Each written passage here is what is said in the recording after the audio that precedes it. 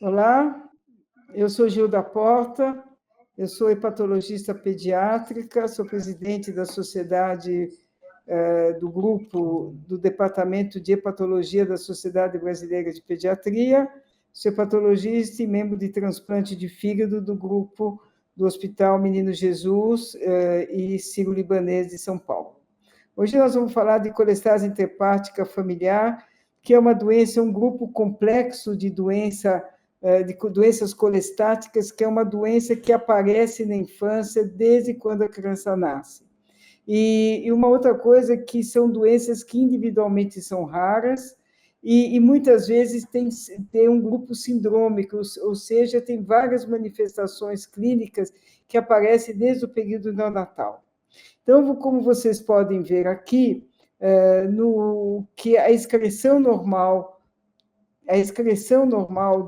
da bilirrubina, então vocês estão vendo aqui, nesse segundo diapositivo, que tem duas células do fígado que se chama hepatócito. E no meio dessas células do fígado tem que ter uma via onde a bilirrubina, que é produzida dentro da célula do fígado, os ácidos biliares, o colesterol e as proteínas, elas têm que sair por essa via e vai para o intestino. Então, isso é uma coisa que acontece normalmente com todo mundo. E o que acontece? Quando essa bilirrubina, esses ácidos biliares, eles vão para o intestino, que vocês estão vendo nesse terceiro diapositivo, o que acontece? Ela vai para o intestino e do intestino ela volta para o fígado. Isso chama-se circulação interhepática, que é muito importante que a gente tenha isso normalmente. Então, o que acontece? A bilirrubina, os ácidos biliares são produzidos no fígado, vão para o intestino, e do intestino um pedaço vai para as fezes, mas uma grande parte vai para o fígado. O que acontece quando tem alguma doença que é essa colestase intrahepática? Então, não tem mais a saída de bilirrubina, de ácidos biliares, porque tem, e fica tudo acumulado dentro das células do fígado. Ficando acumulado dentro das células do fígado, leva a uma lesão do fígado e leva ao problema que acontece com a criança. Então, essa doença que se chama colestase intrahepática familiar é uma doença muito rara e que aparece para cada 50 mil para 100 mil nascidos vivos. É uma doença que não é uma doença ultra rara, mas é uma doença rara. E atualmente existe mais do que 13 tipos diferentes. O que quer dizer isso? Que para os ácidos biliares e para a bilirrubina sair, ela precisa de alguma coisa que leva a bile para dentro daquele canal. Isso é feito através de uma série de proteínas que pegam a bile e jogam para dentro. Quando tem a falta, ela acumula dentro do fígado. Agora, o que eu queria mostrar para vocês, que é muito importante, é essa definição que acontece, que é aquilo que acontece dentro do fígado. Então, o que vocês estão vendo aqui? Vocês estão vendo que é a célula do fígado que eu falei e o canal onde os ácidos biliares, que é esse verdinho, vai para cá. E que tem várias dessas proteínas que pegam esse verdinho, que é a bile, e joga para dentro. Quando tem uma deficiência, por exemplo, dessa proteína ou dessa proteína, o ácido biliar e a bilirrubina fica aqui. Então, como eu falei para você, tem 13 tipos. Esses 13 tipos levam a doença muito grave. Leva a colestase, que eu vou mostrar para vocês, e aqui a coisa mais importante que dá de manifestação é a coceira, que é uma coceira intratável.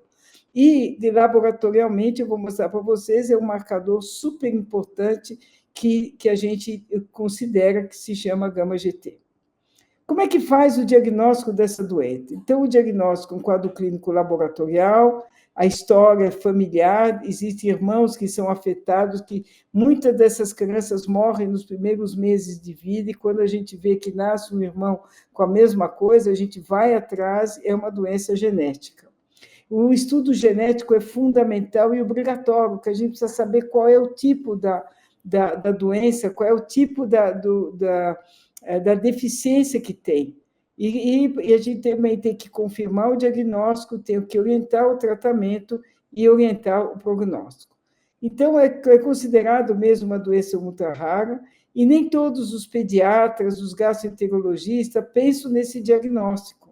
Menos ainda nos pacientes adultos, que essa doença também pode ocorrer nos pacientes adultos. Então, e pode se manifestar quando o paciente, por exemplo, começa a ter problema no fígado depois de 15, 20 anos de idade. E quando vai ver, é uma colestase que aparece exatamente nessa faixa etária.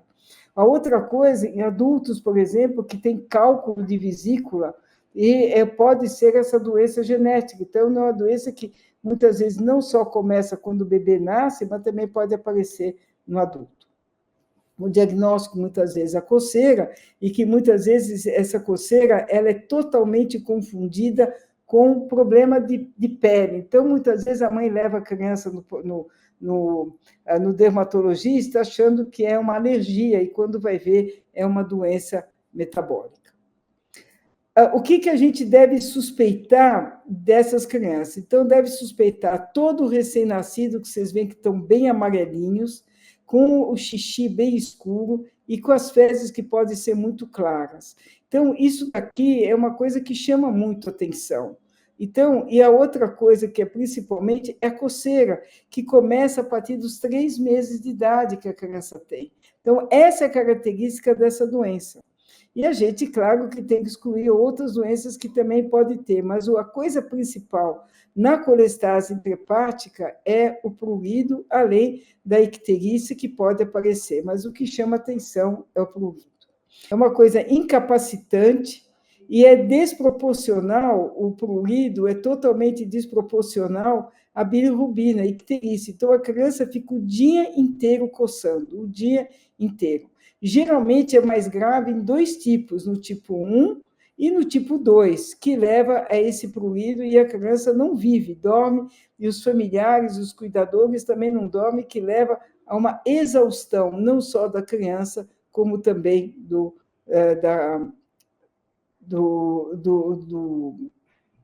acompanhante.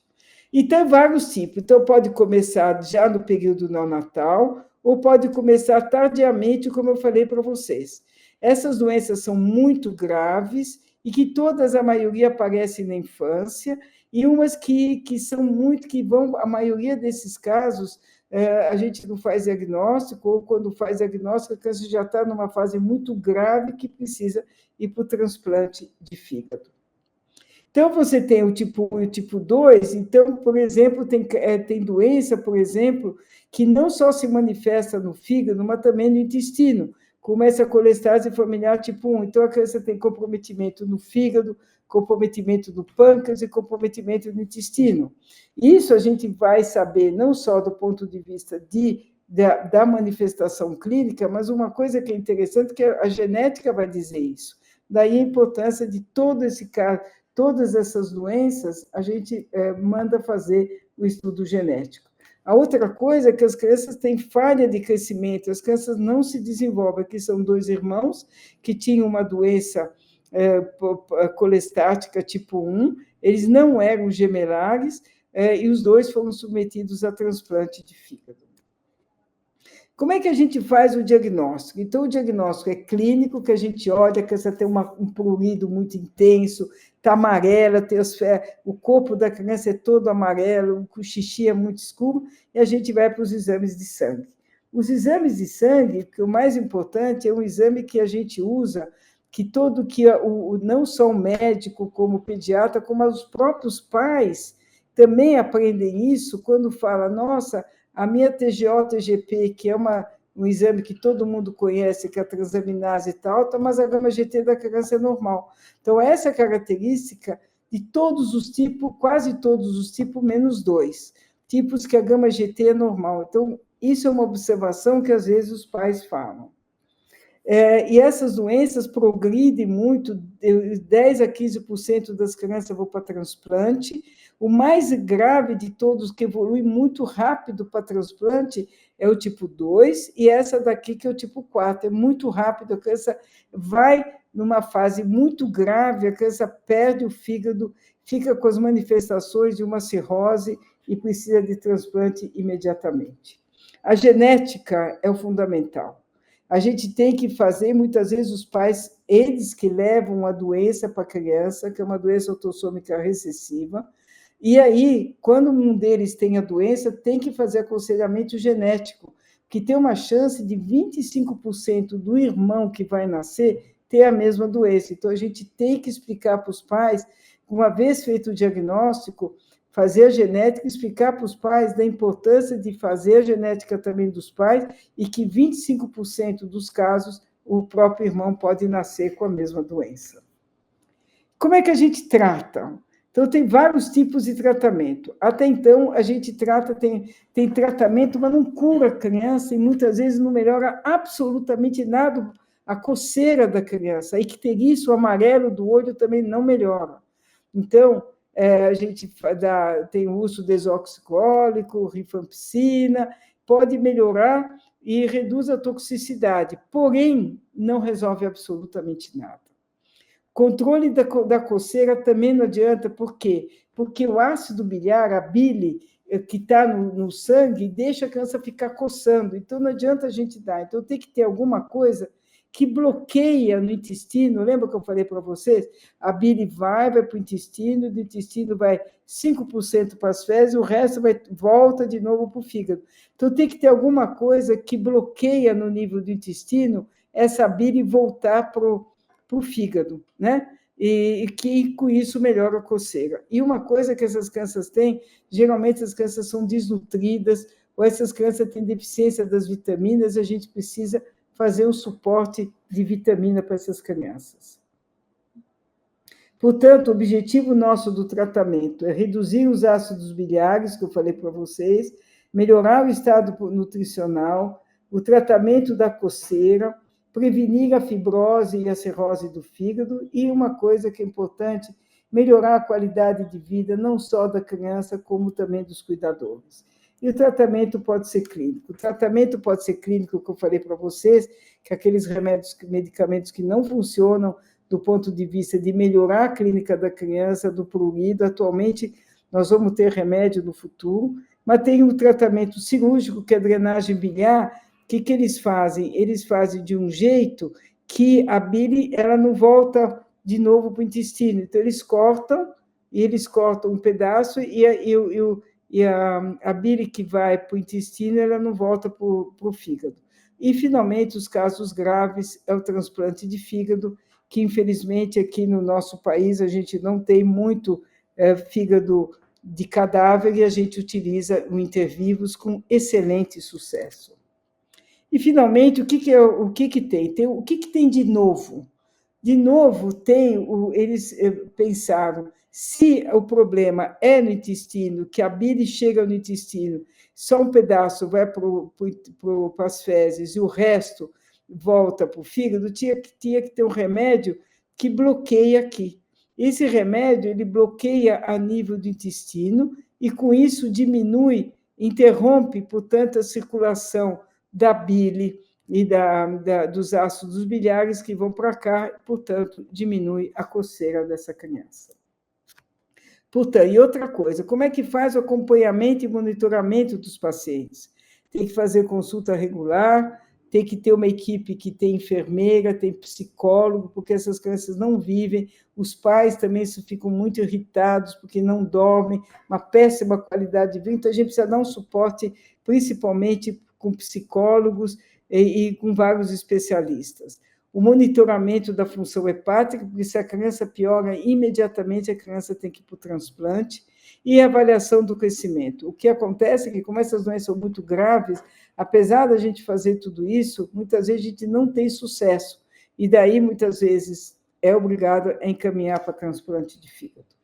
Portanto, eu termino dizendo que é um grupo muito heterogêneo de doenças, com manifestações clínicas variáveis e uma evolução também muito variável. Mas a grande característica dessas crianças é a coceira, é o prurido e, principalmente, trata-se de uma doença genética. Portanto, é obrigatório e indispensável para a confirmação diagnóstica. E, atualmente, existe um novo tratamento medicamentoso que mudará a conduta nos pacientes com colestase crônica. Muito obrigado.